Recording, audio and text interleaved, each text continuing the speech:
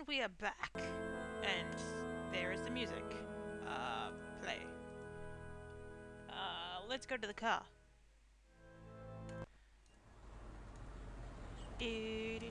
Come on. Yeah, yeah.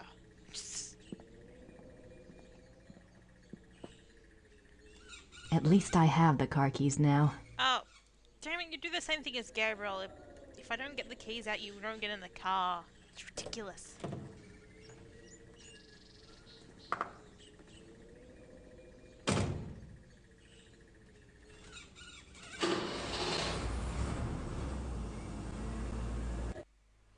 Alright.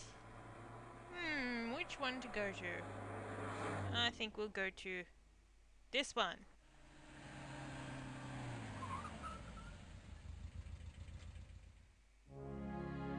And there is a woman. Hello, woman. Guten Tag. Oh, Guten Tag. she looks very pissed off already. Like to buy a ticket? Ich hätte gern eine Eintrittskarte fürs Museum. Ja, 8 Mark für eine Ganztagskarte. What? I have no idea what she just paid with, but it seared my ears. That's what it sounded like to me. Anyway. Danke. Bitte. Oh! I don't think I want to be at this museum anymore. And yet we go back and ask her more questions. Guten Tag. Hello. Guten Tag. I hate you. Ist das die Ludwig Museum? Ja, ja. Ja, Ludwig der Zweite von Bayern. okay. That's nice. They certainly make an incredible looking couple. Funny how her head looks almost exactly the same, just at a slightly different angle. July 3rd, 1863. Elizabeth, you can have no idea, dear cousin, how happy you made me. The hours recently passed with you in the railway carriage I consider among the happiest in my life. Never will their memory fade. Creepy. You gave me permission to visit you at Ischl. If the time comes for this ardent hope to be fulfilled, I shall be of all men upon earth the most blessed. The feelings of sincere love and reverence and faithful attachment to you, which I cherished in my heart even as a boy, makes me imagine heaven upon earth and will be extinguished by death alone. I beg you with all my heart to forgive the contents of this letter, but I could not help myself. Ludwig. Weird. I definitely don't write my cousin's letters like that. Elizabeth frequently gave Ludwig advice on royal conduct, hoping to protect him from unfavorable public opinion. March 1st, 1865. My dearest Eagle, you have not written me in a few months. I have missed you. I often try to imagine what you are doing. I hear tales that you have been on retreat and have not been seen in Munich for some time. I suspect it is this new friend you wrote up so mysteriously that takes you away from home. I hope you are enjoying yourself, my beloved, but I beg you to caution. The people need to see you at the throne. I also hesitate to suggest that what your officials do in your absence may not always be in your own best interest. You have always been a true king, but you must let the people see you to ensure that they don't forget that. Yes. Your dove. That's a good thought, and these are all in German, which is why we're not looking at them. Ludwig's friends were concerned for his mental state long before his arrest.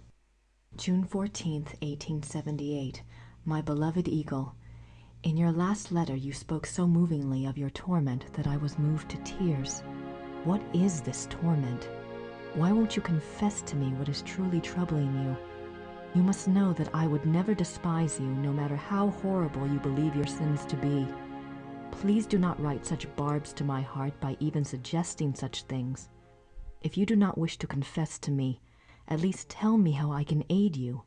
I am always your true one, your dove. Aww. In this letter, dated November 1886, Elizabeth of Austria thanks Bishop Frank for his assistance in helping her fulfill Ludwig's last wishes. She writes that she knows it was an unusual request, but she believes Ludwig had reasons of his own for wishing it to be done. She hopes that his spirit finds peace at last. No further reference to this letter has ever been found. One can only speculate what the last wishes of a cornered and embattled Ludwig might have been. What were his last wishes? This place is giving me more questions than answers. Oh, poor Gracie. Poor Gracie. No, it's the same thing. Nope. Nope. Nope. Nope. Click on the painting. She's beautiful. She has weird head, but that was just probably how she was drawn. One of Ludwig's few close friends was Empress Elizabeth of Austria. She was a distant cousin of the boy Prince, and he saw her often growing up. Graceful and beautiful, Elizabeth seemed to represent the feminine ideal to the younger Ludwig. Their friendship continued after her marriage, mainly by correspondence. She remained a source of stability for Ludwig throughout his life. In keeping with Ludwig's love of romance and drama, he called her the dove, and he to her was the eagle.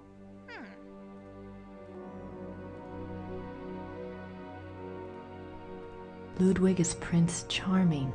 He played the part well. Indeed.